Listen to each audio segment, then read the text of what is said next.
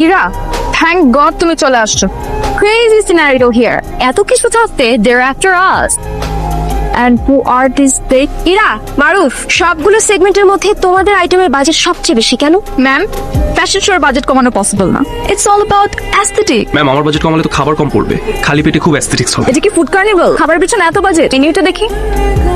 এই বিরিয়ানির জন্য আমার বাজেট কমাতে হবে? তুমি কি এখানে মেড গালা করতেছ? ম্যাম, আপনি তো জানেন আমি আমার খাবারের কোয়ালিটিতে কোনো কম্প্রোমাইজ করি। That sounds like a you problem. Ma'am, ইউনিভার্সিটির সবাই আমার কাঠের খাবার পছন্দ করে, এই জন্য তো আপনি আমাকে বাইরের ভেন্ডরের কাছে কাজ করেন। ইরা, সরি ম্যাম, আমার দিল্লু মানুষের প্রতি একটু অ্যালার্জি আছে, আমার একটু কাজ আছে। তোমাদের জন্য একটা গুড নিউজ আর একটা ব্যাড নিউজ আছে। গুড নিউজটা হচ্ছে মারুফের ফুডের বাজেটটা কমে নাই, আর ব্যাড নিউজটা হচ্ছে তোমাদের ফ্যাশন শো এর বাজেটটা কমে গেছে।